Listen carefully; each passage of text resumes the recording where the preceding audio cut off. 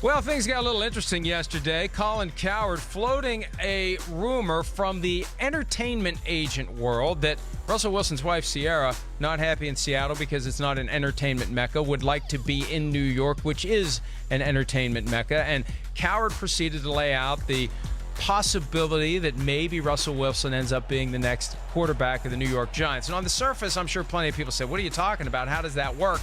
Quarterbacks don't leave their teams. Well, Russell Wilson has himself set up, Chris, where his contract expires this year. His franchise tag for next year is in excess of $30 million. The year after that, it's in excess of $36 million. And if they tag him a third time, it's $52 million. And I was told last year, around April or May, after some of these quarterbacks were starting to sign longer-term deals and they were passing up Russell Wilson on the annual average, there's some regret about the deal he signed. There's regret that he didn't do the Kirk Cousins thing before Kirk Cousins and go year to year under the tag. And as of last year, he wasn't inclined to sign a long-term deal and instead let it play out year to year. And if that's the case, there's going to be a point where he's not the quarterback of the Seahawks. Yeah, well, it's certainly, I mean, it could get interesting. I guess that's where I'll go with that. He was very nice to that football team and that organization with the deal he took the last time.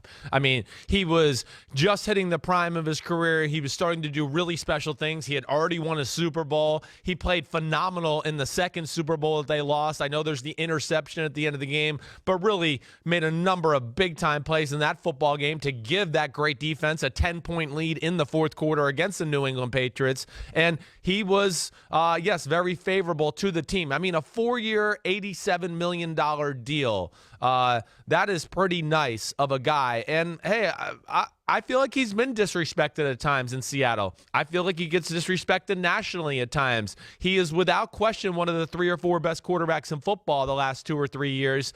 And for some reason, I feel like when you talk to Joe football fan, he doesn't always get put in that conversation. And I don't know if that's because people think he's cheesy or a dork in some way, but I know on the football field he's awesome, and that's all there is to it. His new money average at the time he did the deal was $21.9 million, just behind Aaron Rodgers, who was at 22. And the problem is we saw guys like Andrew Luck, Derek Carr, Matthew Stafford, Kirk Cousins, Matt Ryan, and Aaron Rodgers again. Eli to Manning. The point where, yeah, Eli Manning's making in the same ballpark, but there's a lot of guys making more who aren't anywhere close to Russell Wilson, and I think that's why there's frustration. And one of these true franchise quarterbacks, Chris, is going to say, well, Kirk Cousins, he's not one of the top 5 guys, and look at what he was able to do. We're going to do that too. And with the rules that protect quarterbacks more than ever before, and I know the Alex Smith injury happened last year, that's a fluke. Quarterbacks are protected more than ever before. You can get away with carrying the injury risk. Yes. And as long as Wilson is able to say no to the Seahawks, and when they put those big numbers on the table that are big, but not as big as they could be, he can force his way to the open market. Now, that doesn't mean the Giants want him.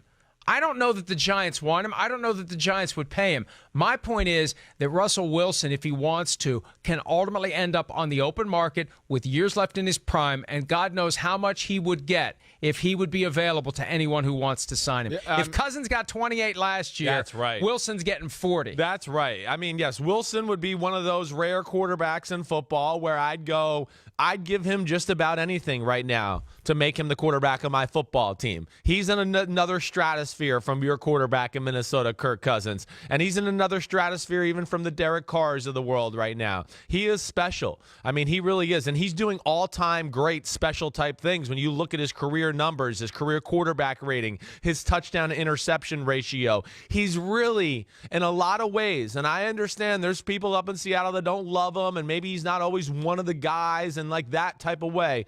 But for a franchise, he is like a prototypical franchise quarterback who you'd want to be the face of your franchise. There's no risk of what he does off the field. He handles himself like a professional on the field in every interview. Whatever he does, he's all in on football at all times.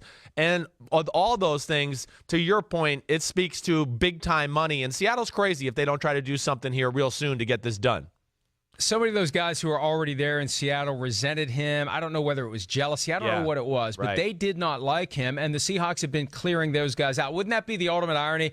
They clear out all the anti-Russell guys, and then Russell says, "See you later." Well, it would. And I think, and they see it. They have to see it coming. Yeah. Chris, the numbers are astronomical. Yes, they got to see it coming. And to like what you're just saying there, remember we talked to him in the Super Bowl. He found it refreshing that it was new guys in the locker room with a new challenge and a new feel for the team. And it's a new generation there in Seattle. And he may be on a new team. Hi, I'm Mike Tirico, and thanks for watching. Make sure to hit subscribe for the latest news and highlights from NBC Sports.